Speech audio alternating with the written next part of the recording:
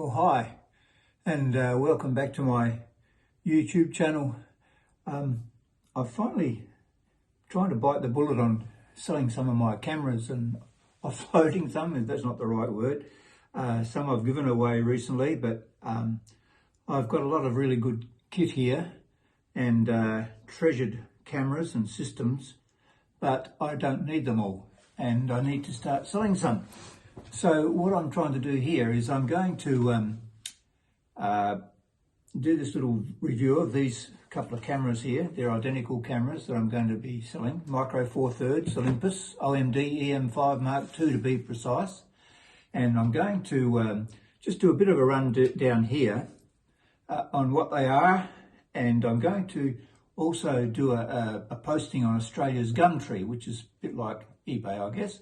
And I'm going to have links on this video here when I've eventually done the Gumtree ad to my Gumtree ad, which means that if you're interested in these cameras, you'll have a link to my Gumtree site where you'll find a listing of everything I've got for sale, including these cameras and any more that might come along further along, as I'm trying to sell quite a few of these because I've got too many film cameras and digital cameras, and I don't need them all. So anyway, that's just a little bit of a preamble. So keep watching. What I've got here is, and I'm going to have links underneath this video where I've done reviews of these cameras and photo walks and videos on my journey with these two cameras. It's quite an interesting journey.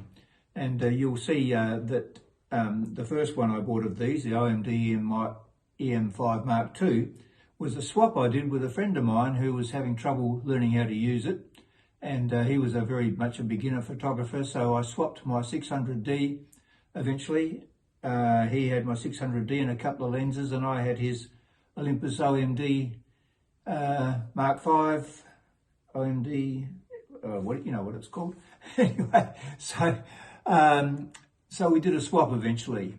And so he still has the 600D and I have the OMD EM5. I subsequently got another one of these cameras too. So I'm just going to share with you about them. They're beautiful cameras, and there's three lenses that go with it. This one here is a Zuko Digital, so Olympus lens, 40 to 150 millimeter zoom lens. F4 to F5.6 is the aperture range, and it's got a 58 millimeter filter thread. And I'm going to list all these things afterwards on the what they are and what's going for sale and all that sort of stuff.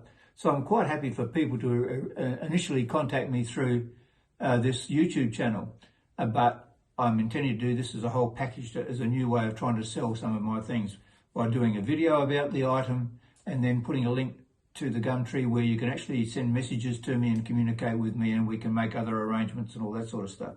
So that's a beautiful little lens, 40 to 150. Now and there'll be a review about a couple of these lenses with what's his name? Wong. I'll put that name up here underneath afterwards. He's a Micro Four Thirds keen aficionado, or whatever you call him, and he's done a really good review of a couple of these lenses. So the beauty about Micro Four Thirds system, it's a mirrorless system, and whenever you have if you think in terms of 35 millimeter terms, the thing is, when you put one of these lenses, even though it says 40 to 150 millimeter on here, because of the size of the sensor in these cameras, in these little cameras, it has a multiplication factor, the same as in a digital SLR. You have a multiplication factor, so that your old film lenses, they actually become a bit more magnified when you put them on a digital SLR. And these lenses, when you put them on these, if you were to look at this one on a normal full frame 35mm film camera, 40 to 150 is a medium telephoto lens. The 40 millimeter is almost a wide angle, but these, they have a multiplication factor of 2. So this becomes 80 to 300. This becomes, so it brings you up quite a bit closer and becomes a good portrait lens and a good zoom lens. And then you have this little one on here, which is a motorized zoom lens. This is the Olympus Digital 12 to 50 tele wide, and it's got a motorized zoom, and you can just flick this little zoom part here. Yeah, so the zoom is actually manually, you just twist that little dial there, and the zoom electronically zooms in and out, but you can flick it back to manual, and you can just do that manually. So that's a nice factor, but this becomes a 24 to 100mm zoom. So you've got a wide angle and a portrait lens all built into this one here. And that's a beautiful little lens as well. And then the real advantage of having these this multiplication factor of 2 times is that this is a beautiful 75 to 300mm zoom lens, F4-5.6 F6.7 2 ED MSC, whatever all that means. But that becomes a 150 to 600mm lens when you use that, when you put this on this camera. So, you know, the 35mm equivalent, 75 to 300, is a nice, useful length on a normal full-frame camera, but this doubles that when you put it on this. And these are nice, compact little cameras. This has got a lens hood, comes with it, and it's a beautiful lens. And on top of the lenses, and they've all got lens caps, I've also got a beautiful little dedicated flash. I'll just show you this one here. So this is an Olympus design flash. It's dedicated to this camera, and it works beautifully. It just sits on the top. You've got full tilt and swivel. I think you've got full tilt and swivel yet. So you can do that. You can bounce off the ceiling, do whatever you like. So that's a beautiful little lens, and it sits on top of the camera. I'll show you what it looks like. Now, I've done reviews of these cameras. The links underneath to the various. I think I've done lots of reviews of these cameras, and also some of the Panasonic ones as well, which I'm going to sell. So that's what it looks like when you sit it on top of the camera. Beautiful little lens, and totally automatic. You can use it just totally automatic. You can pop and bounce off the ceiling. So a lovely little compact package. Now, I've worked out prices which they're sort of selling around Australia in particular, and you can get these sort of cameras overseas as well. So I've worked out a whole lot of prices. I've got a spreadsheet here, or a sheet that I'm working on, of the of what's up for sale. I've compared what I'm going to charge with what other people are charging, and I might come down a little bit from what the other people are charging. One of these cameras I bought secondhand from Ted's Cameras, and I go on and they have very good secondhand equipment. In fact, some of my cameras have got and lenses have come from Ted's Cameras, because they guarantee them. And usually they're cameras that have hardly been used by someone who just keeps trading up like some people trade their motor car up. So anyway, that's what I'm intending to do. There's also a couple of battery chargers, and there's 2 batteries with one of the cameras. So there's 3 batteries altogether.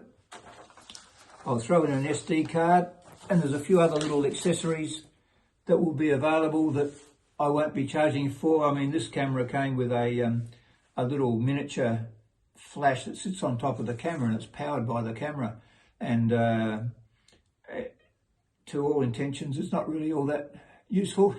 It might be good for a little bit of fill flash, but I've used it a couple of times and I never bothered to use it. So that's going to be thrown in for free. That was part of the original package when my friend bought it.